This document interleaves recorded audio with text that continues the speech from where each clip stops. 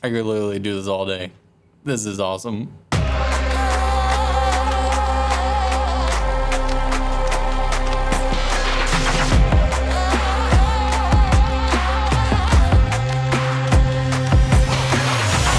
I'm tired of chasing you down. I need serenity now. Was it too much to ask for on the west side? You're my blind side. You've got something to prove, but I got nothing to lose. Here I go, insane, no. When you say no, I go insane, no. I'm going up. Woo! I don't need no one to prove. Yeah, I finally found proof. Got that look in my eyes. Blackmagic was kind enough to send this out to me for 2 or 3 weeks to play around with. And if you're new around here and you don't know anything about me or my channel, I'm a huge Blackmagic fan, and I actually did a super in-depth video into the Pocket 6K Pro, which will be kind of doing a little bit of comparisons here today. But if you want to check that video out afterwards, that will be linked down in the description below as well. And I've decided, in exchange for you maybe hitting the like button and even hitting that subscribe button, I also decided to take a handful of the sample clips that you'll see throughout this video, put them kind of in a downloadable folder, and leave a link down in the description. So if you guys want to play around with the footage and kind of see, you know, without the YouTube compression, what 12K actually looks like on whatever screen you're using, then you can download those clips in the description. Feel free to play around with them, use them in videos if you want to, just please don't sell them or you know, act like they're your own. With all the housekeeping stuff out of the way, let's jump right into it. So first, let's talk about the body design. Now to do that, I'm gonna break this down and show you how quickly and easy it actually goes from kind of a basic setup to just basically its bare bones essentials. Now I think it's relatively obvious at first glance that this is not going to be kind of really compared to DSLRs or mirrorless cameras or anything under that $10,000 price point, which this does hover. So here it is, bare bones. This is essentially what you get for your 10 grand. The only difference is the V mount plate is an add-on, and then it normally comes with a PL mount, but I had it swapped out for the EF mount since those are my lenses. And for reference, here is the Pocket 6K Pro, and here is the Ursa 12K. The other thing I was curious about, because I couldn't really tell from the website, is the material that it's made out of. I was able to confirm it is magnesium alloy, so it is a much stronger material than like the Pocket series, which is essentially a form of really good plastic. The build quality in general is just a lot higher up, as you would expect. All of the buttons have really good clickiness to them. They're not mushy. I am actually a fan of these kind of switches that you can just push up and down rather than like a power button. I don't know, it feels kind of cool to just flip of a switch, power on and off. I do understand some people's concerns if you could easily knock this and turn it on or off. I personally never came remotely close to having that issue. Now in terms of ports, yes.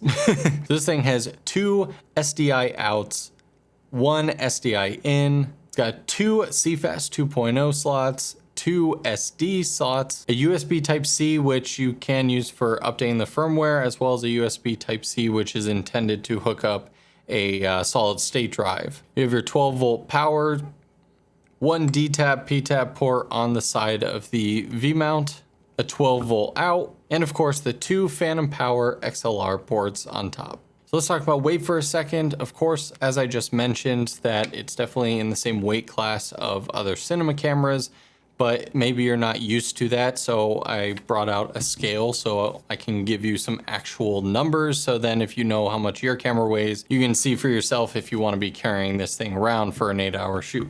Now, unfortunately, this scale has like a minimum of, I think, like 10 pounds or something, but we can tell from Blackmagic's website that the kind of brain body by itself weighs 5.62 pounds.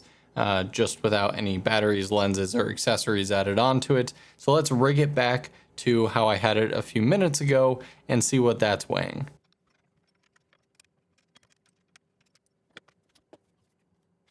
Alrighty, so now we're kind of back to the basic setup here. We got a battery on, we got the EVF, we got a lens, we got the handle, and technically there's media in there, but that's not gonna weigh a whole lot. So now let's see what this thing weighs.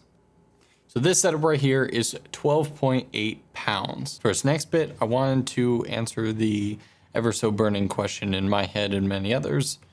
Will it gimbal? Now, obviously there are some super professional gimbal stabilizers, RE Trinities type setups where, yes, of course, a cinema camera can be stabilized. But this definitely fits into the weight class of my Zhiyun Crane 3S Pro setup here. I just want to see if I can get it to stabilize and work. So cue the little time lapse.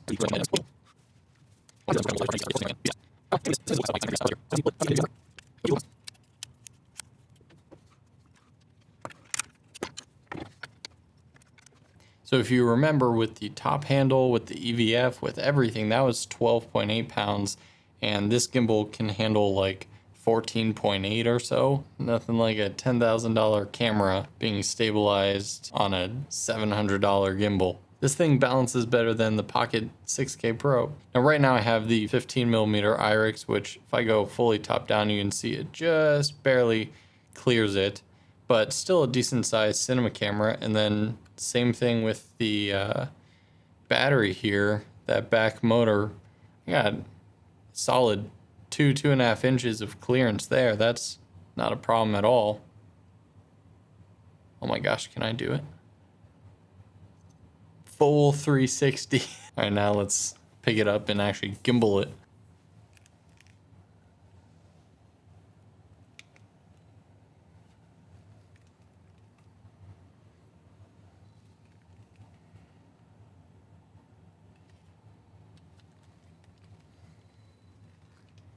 All right, will it gimbal? 100%. Now, besides just the physical dimensions fitting into here, the reason that I think it balances and is performing better than even the smaller Pocket series is the Pocket series is really, really wide, because they go with that like traditional camera DSLR vibe with this whole right side hand grip. Whereas on the Ursa, we took off the hand grip, and that allowed me to push in the camera plate, the camera closest to the right side of the motor here. It is 100% as far as that camera plate will go. This is a well-balanced camera in the middle, battery in the back, near equally weighted lens in the front. It's just a very well-balanced overall, and I'm not getting any wobble whatsoever. And I mean, you can see I'm literally just doing 360. This is crazy. With the EVF, you have two screens. So of course you have the flip out screen here, which if I turn this guy on, it is tiltable. It does not go forward. So that's the extent that it will tilt that way. And then it will go down, but it won't go any further. So it stays on kind of the backwards 180 plane, but it's fully tiltable either way. And so that looks great. And then you have the EVF. Now, unlike the EVF on the Pocket 6K Pro, which has a little sensor where it stays turned off when the monitor is being used, and then when you put your eye up to it, the monitor shuts off and the EVF turns on. Here, both of them are running simultaneously. So one of these cables is powering it, so it just works off of the same battery. Keep that in mind with battery consumption. We'll talk about that in a few minutes, what the battery consumption actually looks like. But both monitors look great. We'll talk about the size of this one right here a little later on, but they're both clear enough. The focus peaking is great, controlling the camera. And this EVF, actually, I'm a huge fan of. I really like the one on my Pocket 6K Pro, but obviously it's a lower budget item.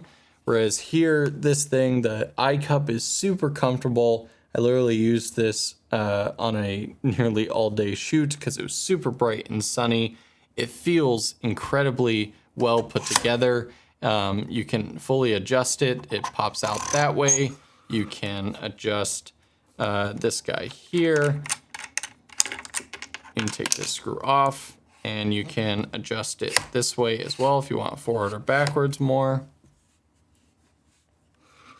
Where did the screw go? Found it. So real quick, I just want to talk about lenses. Now, when I talked to Blackmagic, they didn't really recommend or not recommend any certain type of lenses, but I wanted to at least point out probably, hopefully the obvious, but still something to think about if you're contemplating buying this camera, is that if you want the sharp, crispy look of the 12K sensor, then make sure you have lenses that are sharp and crispy to give that look. Now, obviously every project is different, and so sometimes we choose lenses that are softer, that have different characteristics that we like. But again, if you're like, I want to shoot this 12K thing and be able to punch in 800% and have it still look great, that's really going to come down to the lenses that you choose. Because, for example, my old Rokinon DS lenses that were like, some of the cheapest, great starter cinema lenses, those things are really, really soft. If you were to punch in, you'd be like, why? This doesn't really look 12K. Like, why isn't this super sharp? It's probably the fault of your lenses. I can say that these 𝗖𝗚 Cine lenses, they're technically rated up to 8K because 12K didn't really exist and still no other camera matches it. So they're good up to 8K is what 𝗖𝗚 says, but I think they look fantastic. These are also great budget lenses if you want to check them out in the description below. If for whatever reason you buy this $10,000 camera and throw your $50 Canon pancake lens on it and wonder why it doesn't look crazy sharp when you crop in, that's why. Okay, so now for the sensor. This is the big conversation piece because everyone thinks that the talking points of this camera pretty much ends at 12K. And that's not even, like, 12K is awesome, don't get me wrong. We all have heard the typical use cases of like, oh, you can crop in and do some crazy stuff, sweet. But this new sensor is so much more than that, and it's got some really cool benefits to it. My favorite of which is the insane frame rates options that you have on it. We're going to talk about that in a few minutes. Something they were able to do with the sensor as well as Blackmagic RAW is to scale your resolution without cropping. So you can shoot at 12K, 8K, 4K, whatever, and not crop at all. You can use the entire 12K sensor and it will scale it down either in camera or you can do it in post. And so that way, if you're trying to save on space on your memory card, shoot at lower data rates, you can shoot at 4K, still use the entire sensor, but take up a lot less storage space, which is really cool. Now, one con of the sensor is the fact that it is a Super 35, so it is obviously smaller than full frame or something. And when you pack that many pixels onto a sensor size like that, you are going to have pretty small individual pixels. It's like 2.2 microns or micrometers, whatever that funky little symbol is, which is significantly smaller than the competition of Reds, Aries, and stuff like that. Now, technically, that's also supposed to hurt the dynamic range, but the sensor has some pretty neat tricks to help combat that. And so in every test I've seen, both scientific as well as my real world use, the 14 stops of dynamic range that Blackmagic claims holds up to be true. My Pocket 6K Pro and 6K is 13, and this I definitely feel I got an extra stop or so while shooting, and this came in super, super handy during that music video shoot because we were shooting on a day that was so bright, so sunny. We did not get enough cloud coverage, and I was really worried walking on to set, but after reviewing the footage, I thought it just came out really smooth. Yes, I would love to see it push 15, 16, 17 stops of dynamic range, but it definitely was a nice boost there. Another huge plus I've noticed from this camera, which has been oh so nice, is I found that there's less roller shutter effect. So this isn't a global shutter or anything, but that new sensor apparently helps with the rolling shutter. All right, so let's talk about one of my favorite things about this camera, the frame rates. The frame rates that you have is insane.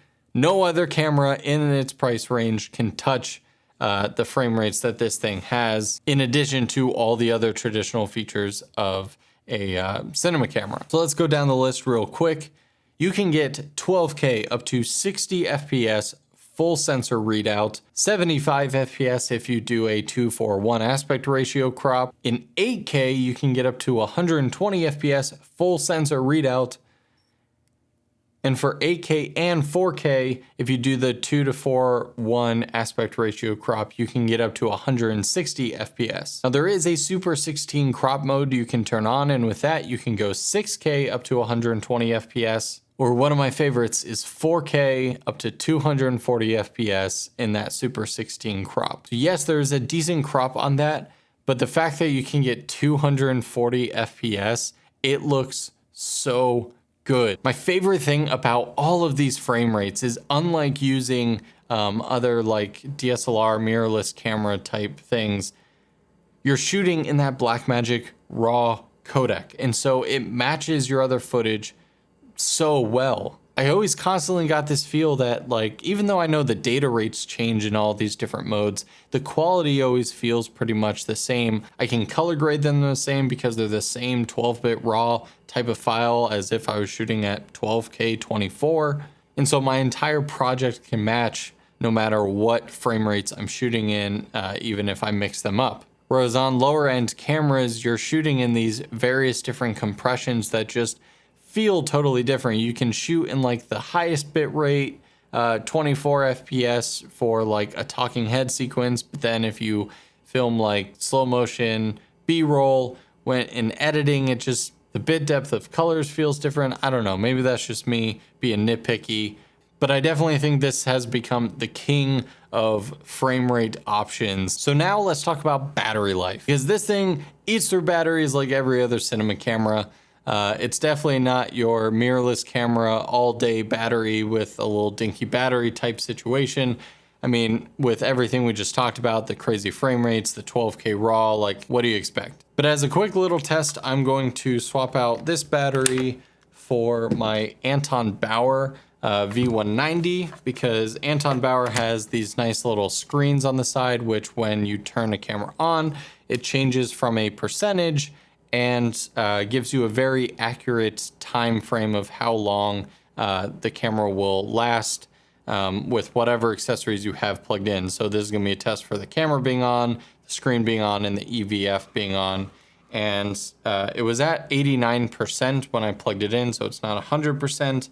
And it is showing around 3 hours, 25 minutes. It takes a couple minutes to kind of fluctuate and become super accurate, but my guess is it'll end around 3:15 to 3.5 hours, which definitely is good. It's definitely better than the Pocket 6K Pro's internal battery, which lasts like 45 minutes, if that. But you're definitely gonna want to have a handful of these if you plan on having a normal full production day. I do want to give a shout out to Angelbird Media. Again, they're not a sponsor, no money was exchanged, but they were awesome enough to send out this 𝗬𝗪 2.0 card, 512 gig, as well as their 1 terabyte little SSD to go.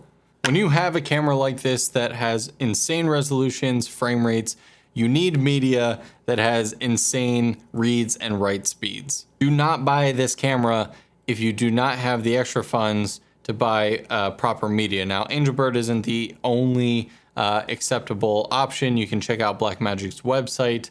They have a whole kind of supported list of memory cards, but I can at least tell you my experience with the Angelbird stuff, and made a couple notes here. And this guy right here has a read speed up to 560 megabytes per second and a write speed of up to 498 megabytes per second. Now on the 12K Pro's product webpage, about halfway down, they have a really cool data calculator that allows you to input the different compression ratios. It'll actually tell you how much recording time you'll basically get on like a 512 gig or 1 terabyte or in whatever compression ratio you're going to shoot in, as well as you can see different graphs about how much the data rate is at the different compression ratios. Now, I didn't go through and do scientific tests on all of them. I mostly shoot in constant quality because I like that just the top end is higher bit rates. Now with this card at Q5, I had no problems shooting in any resolution, any frame rates. And like I said, that music video day, it was near 100 degrees out and this thing performed like a champ.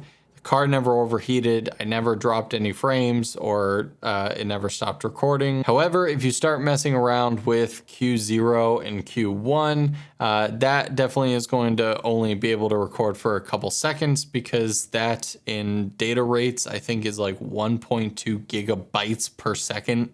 Now I didn't use the SSD to go too much on this camera, just because again, it was just easier to have the CFast internally, but on the back, I do have that USB Type-C port, so I could easily, you know, attach this on top or wherever I wanted, plug that in, and now I'd have double the amount of storage, and I'd have a similar data rate experience with this.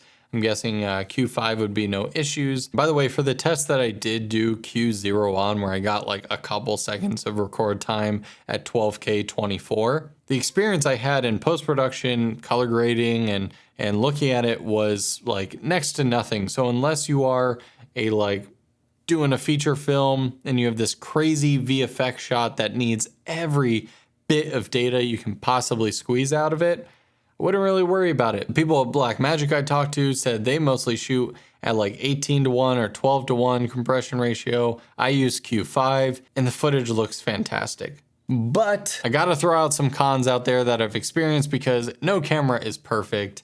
And so I wanna point out what was not so good about my experience. First off, we have no dual native ISO. So the native ISO of this camera is 800. That's what I shot basically 100% of all the sample footage you saw. Now here's a quick sample, literally me staring into the dark abyss of the kitchen in my basement here, going from the super base ISO of like 125 up to its max, which is 3200. In terms of the cinema camera world, that's not terrible. Cinema cameras aren't very known for being great at low light, because usually the sets in which you are filming on, you know, you're taking the proper pre-production planning to light them properly, to expose properly. However, after using the Pocket 6K Pro, which I know came out later than this did, having dual native ISO on there, 400 and 3200, and being able to go all the way up to 25,600, that definitely spoiled me on that camera. And so here, feeling a little bit limited to trying to stay as close as possible to that 800, because after that, it does tend to get pretty noisy. It's still usable if you had to, but you definitely want to keep it at that 800 and then work with your lights, work with everything else to expose properly, but you don't really want to mess with the native ISO too much on this camera. My next con may seem a little nitpicky, but it was a problem I experienced a couple of times, and that is the non-electronic NDs. So this does have built-in NDs, super plus, super useful, super great, but the mechanism in which you turn them on is like a little bit annoying. So basically you have this little knob up here at the front, and that is mechanically moving the different NDs in front of the sensor. And the problem that I had is that you can start to turn it and then not fully seat the ND perfectly, like covering the entire sensor or lens or whatever. And so there were a couple shots that I noticed like almost a really bad vignette in one of the corners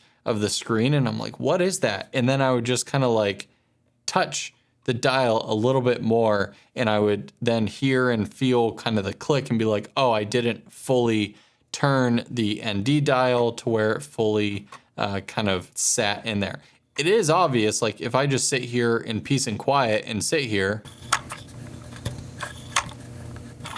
So it does have a distinct noise when you're doing it, but in the heat of the moment, when you're running gun, filmmaking, doing whatever, you got a lot of noises and things going on. It was kind of easy, at least for me, to kind of miss it a couple of times. So I wanted to point that out. Hopefully the next generation of Ursa cameras has the electronic mechanism like on the Pocket 6K Pro, where you just push a button and then it kind of like just comes in, and it's 100% of the time gonna cover the lens. My next con has to do with the screen. And this guy is a 4-inch screen, which doesn't sound a world of difference smaller than the Pocket 6K Pro, which has a 5-inch screen. When I'm looking on the back of this screen, it just feels so much larger. I guess when I put them side to side, it doesn't necessarily look that much bigger. It kind of does.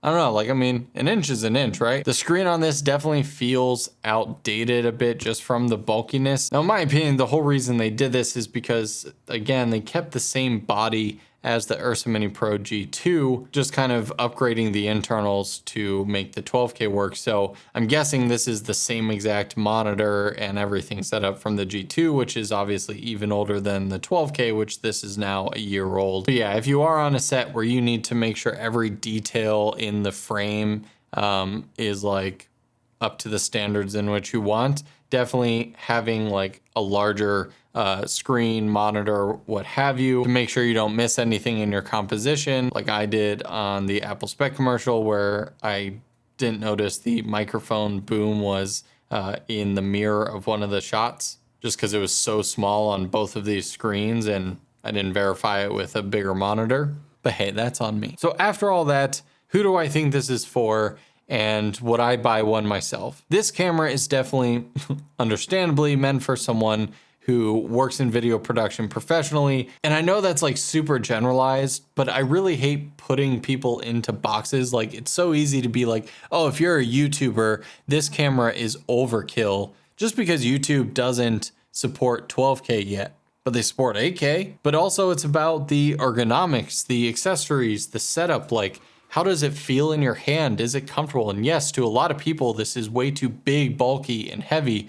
But to me, I like the weight. Like, this setup feels so good to me. I would rather use this setup for 8 hours straight than hold a mirrorless camera with a lens and nothing else. That just doesn't feel right to me. I don't like the weight distribution. It's too light. Like, I feel like I'm not doing my best work with that. This I love. And while the camera isn't perfect by any means, the build quality, the button layouts, just being able to quickly change settings without having to dive through menus. Of course, the 12K resolution, which if you noticed, I didn't even really like talk about that much in this video. And that was on purpose because, like, yes, the 12K is awesome. And you know, if you create your 4K or 6K projects, you can zoom it in like crazy and not really use any resolution. But I didn't really want to spend 20 minutes talking about, oh, look at this 12K sample footage and let me put it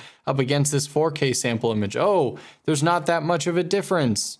There's too many variables involved in there. Again, the lens sharpness, YouTube compression, what did I export the project as? And so I didn't want to make this entire video a battle of, is 12K worth it or not? It's more like, hey, this camera at its top end shoots at 12K, which is crazy. But because that's the top end, you get this amazing middle ground of features like 8K 120 and 4K 240 shooting in 12-bit RAW. So if you're a YouTuber, a content creator, if you work in commercial client work, if you're doing studio project stuff, on location documentaries, feature films, indie films, hell, you want to make a 12K vertical TikTok. I'm not the type of person to say this camera isn't for you or is overkill if you do X, Y, and Z. Would I buy one personally? Honestly, yeah, I kind of want to sell every single other camera that I have and buy this one. Personally, I think I'm going to wait for the next iteration just because I would like to see if they add like the dual native ISO from the Pocket 6K Pro and a couple other features that I think maybe would come, as well as maybe a little bit of a redesign or at least a design update.